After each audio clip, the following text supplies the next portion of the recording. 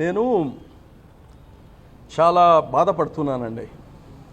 ఈరోజు మీ అందరికి చెప్పాల్సిన నేను ఒక ఆస్తిని కాపాడడానికి అధికారులు ప్లస్ రెవెన్యూ అధికారులు కలిసి సర్వే చేశారు. ఎందుకు సర్వే చేశారంటే ఏదైతే జామియా మసీద్కి దానికి ఇద్దరు ముతవల్లీలు ఉన్నారండి.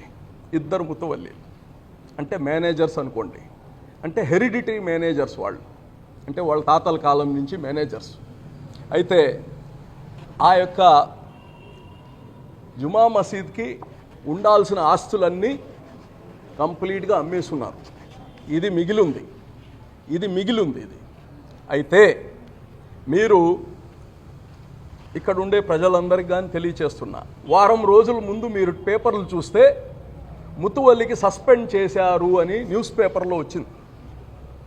ఎందుకు సస్పెండ్ చేశారని ఒకరు అడిగి పాపానికి పోలే. ఇది ఎందుకు సస్పెండ్ చేశామంటే ఆ ఆస్తులు అమ్మేశారు.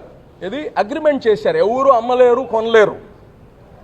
ఆస్తులు ఎవరు అమ్మినా ఎవరు కొనినా చెల్లవు. అయితే సేల్ అగ్రిమెంట్ చేసేశారు. ఆ సేల్ అగ్రిమెంట్ నా దృష్టికి వచ్చింది. ఆ సేల్ అగ్రిమెంట్ చూసిన తర్వాత ఇంకా ఈ మిగిలుండే ఆస్తిని కానీ వీళ్ళు అమ్మేస్తారు.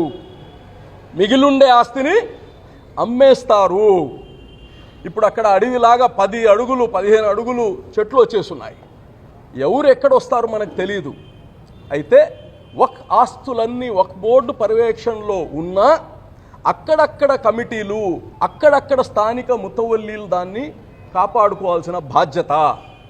ఇప్పుడు ఉన్నట్టు ఉండి దీనిపైన ఎందుకు ఇది చేయాల్సి వచ్చిందంటే ఆ యొక్క జామియా మసీద్ ముతవల్లిని అమ్మాడని, ఎంతగా అమ్మాడు అవన్నీ నేను సేల్ అగ్రిమెంట్లో ఉన్నాయి.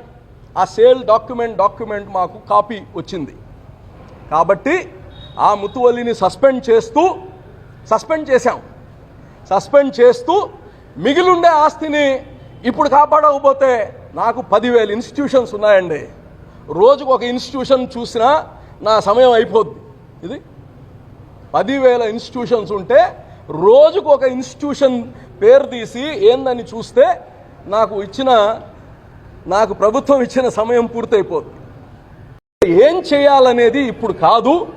నేను చెప్పిన మాట దీన్ని ఇప్పుడు ఏం చేయాలనేది ఇప్పుడు కాదు. ముందు సర్వే అవనండి, తర్వాత దాని నిధులన్నీ చూసుకున్న తర్వాత ఏం చేయాలో దాన్ని చేస్తాం. కొంతమంది మసీద్ కావాలంటారు, మంచిది. కొంతమంది స్కూల్ కావాలి, మంచిది. కొంతమంది ఇంకోటి కావాలి, మంచిది. అన్నీ మంచిగా అడుగుతున్నారు. ఎలా చేయాలి, ఎప్పుడు స్టార్ట్ చేయాలనేది చూడాల్సిన అవసరం ఉంది. నేను వక్ఫ్ బోర్డ్ చైర్మన్గా అక్కడ వచ్చి ఈయన ఒకటి అడిగితే ఓకే అని చెప్పి, పేపర్ ఒక ఆయన అడిగితే ఓకే చెప్పేసి రేపు చేయాలి కదా, నిధులు ఏర్పాటు చేసుకోవాలి కదా. సో మీరు అందరూ అర్థం చేసుకోవాల్సింది ఆ స్థలాన్ని ఇదే కాదు ఇప్పుడే నిన్న మొన్న నెల్లూరులో ఇంకా సర్వేలు జరుగుతున్నాయి.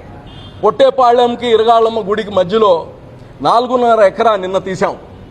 ఇంకో మసీద్ అత్తరా మసీద్ అని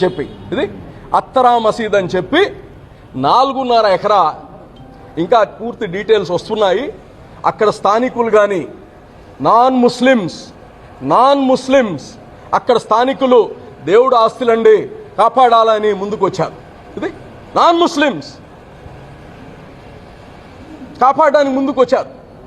ఈ రోజుకి ఆ మసీదు వాళ్ళు రాలే. ఈ రోజుకి ఆ స్థలం దగ్గరికి మసీదు వాళ్ళు రాలేదు. ఇప్పుడు ఎవరు వచ్చినా రాకపోయినా దాన్ని కాపాడాల్సిన బాధ్యత నాది, ప్రభుత్వాంది. తమాషాలు అయిపోయింది మాట్లాడడం టీవీల ముందుకు వచ్చి. ఒక్కడున్నాడా కాపాడినోడు? దేవుడు పేరు చెప్పడం, సమాజం పేరు చెప్పడం వైఎస్ఆర్సీపీ వాళ్ళకి ఇది ఒక నాటకాలు అయిపోయింది. నిన్న చూసారా?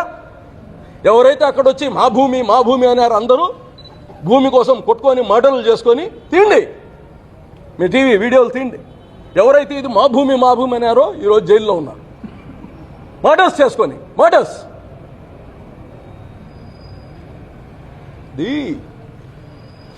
అందరూ రాజకీయాలు పక్కన పెట్టి దేవుడు పని అన్నా దేవుడు పని జాగ్రత్తగా చేయండి. నేను చేరిన రోజు చంద్రబాబు నాయుడు గారు ఒకటే చెప్పారు, అజీజ్ దేవుడు ఆస్తులు నీ చేతిలో పెడుతున్నా అనేక ఒత్తిళ్ళు వస్తాయి, దాన్ని కాపాడాల్సిన బాధ్యత నీది అని చెప్పారు. అలా చెప్తున్నా నేను,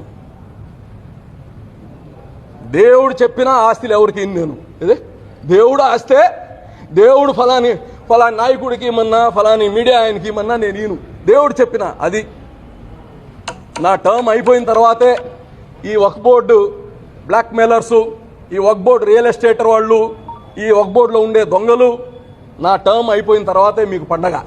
ఇప్పుడు మీకు పండగ ఉండదు. I'm telling you. Thank you sir.